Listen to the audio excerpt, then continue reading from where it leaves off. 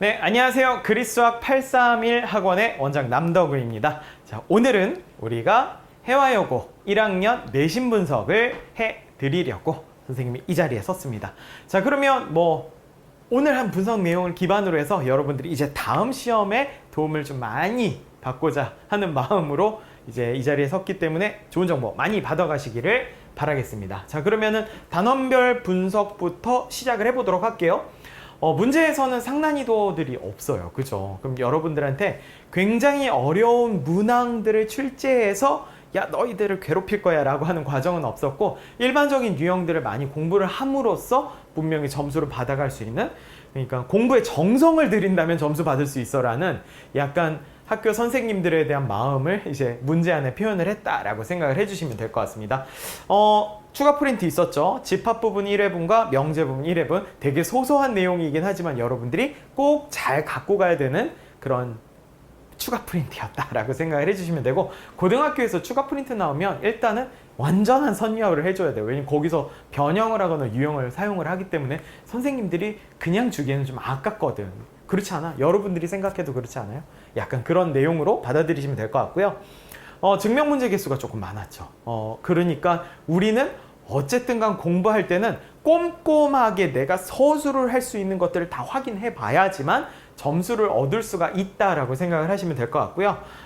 출판사는 이렇고 합답형이 한 3문항 정도 나왔어요. 합답형은 일단 모의고사 문제로 좀 많이 연습하면 좋다라는 내용을 알려드리면서 다음 시험별 문항 분석표를 한번 보도록 하겠습니다.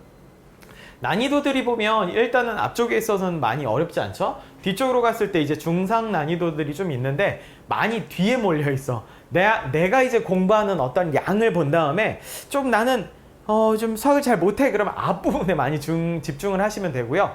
그렇다고 해서 또 많이 어렵게 나온 건 아니니까 여러분들이 공부를 하고 학습하는 과정에 있어서 일반 유형들만 잘 잡고 있으면 뒤에 있는 문제들도 어느 정도 해결하는 데는 큰 무리는 없었다라고 말씀을 드릴 수가 있겠습니다. 시험 범위나 단원별 문항수는 확인해 주시고요. 자, 그러면 출제 경향 보도록 하겠습니다. 첫 번째 서술형인데요. 1번은 차집합을 포함한 집합의 연산법칙 간단한 증명 문제였어요. 증명.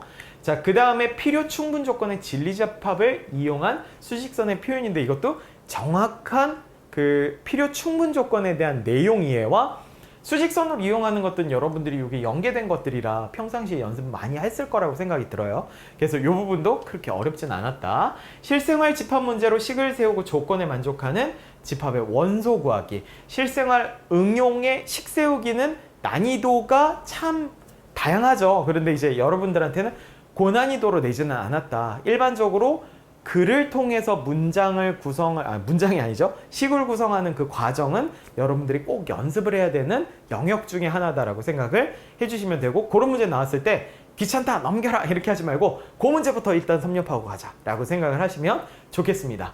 4번에는 식 변형에 대한 산술기하 최소가 이제 그런 문제였는데요. 등호 성립 조건을 이용해서 푸는 문제예요. 자, 등호 성립 조건과 산술기하의 기본적인 특성, 양수해야 된다라는 그런 특성들을 활용한 문제는 난이도를 높일 수 있는 방법 중에 하나예요. 여러분들에게도 살짝의 그런 난이도를 높여줬긴 하지만 식변형하는 것들 진짜 다양하게 연습 많이 했을 거예요. 산술기하 식변형하는 거 여러 가지잖아요.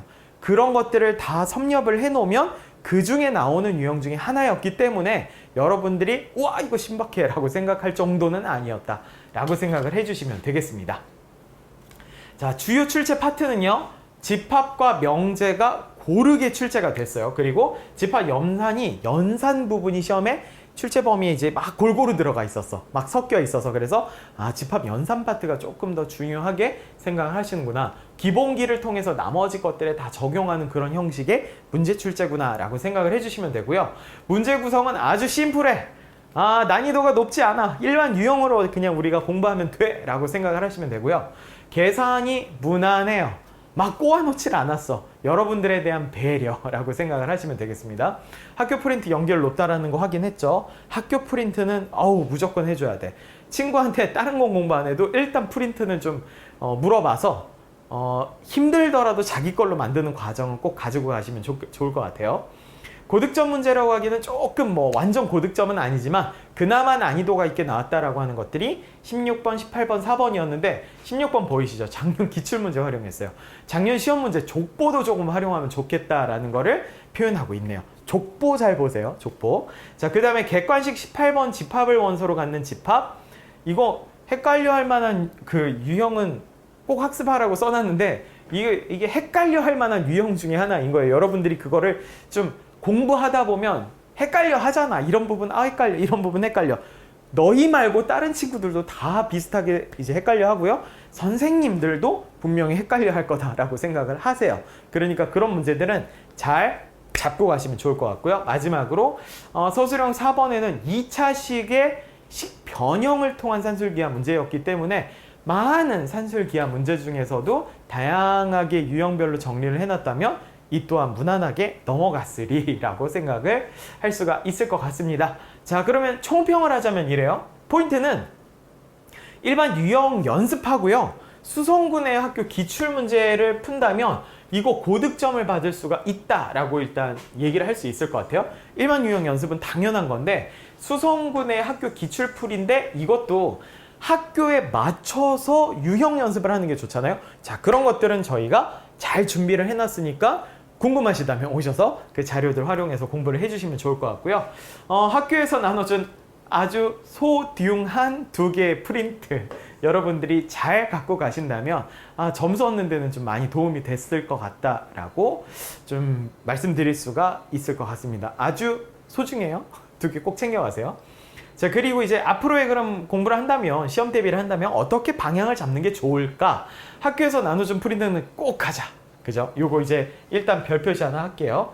자, 근데 프린트와 유사한 연습 변형 문제들도 연습을 해야 되는데 여러분들이 변형을 못 만들잖아요. 그래서 이런 것들은 잘 준비해주는 학원에 가셔서 공부를 하자. 어디냐? 그리스수학이다. 라고 생각을 해주시면 될 것 같아요. 좀 글씨를 잘 못 써요, 선생님이. 마지막으로 반복으로 아는 유형을 빠르고 정확하게 풀이하는 연습이라는 거는 자, 이런 거를 이제 체크를 해준다라는 건 여러분들이 평상시에 정성 들여 공부할 수 있는 정량적인 시간 투자를 해야 된다라는 말을 해주고 있는 거예요. 공부를 하지 않고 점수를 얻을 수는 없는데 공부를 어느 정도 한다면 피땀 흘려가면서 나 이번에 미친 듯이 공부했어 라고 하지 않아도 점수가 나오는 그런 시험 문항이다, 시험 구성이다 라고 생각을 해주시면 돼요. 결국에는 우리가 시험을 좀 못 봤다면 창피해야 돼. 왜냐면은 일반적인 유형들로 구성이 돼 있고 연습을 통해서 맞출 수 있는 것들이기 때문에. 그래서 다음번에는 나도 할 수 있어, 너도 할 수 있어 라는 생각으로 그렇게 준비를 해주시면 좋겠습니다. 자, 이렇게 여러분들 학교 내신 분석 열심히 해드렸고요. 다음번에 내신을 위해서 여러분들이 이 내용을 기반으로 해서 준비해 주신다면 분명히 좋은 점수를 받을 수 있을 거라 확신하면서 이렇게 분석 내용 마무리하도록 하겠습니다. 수고들 하셨습니다.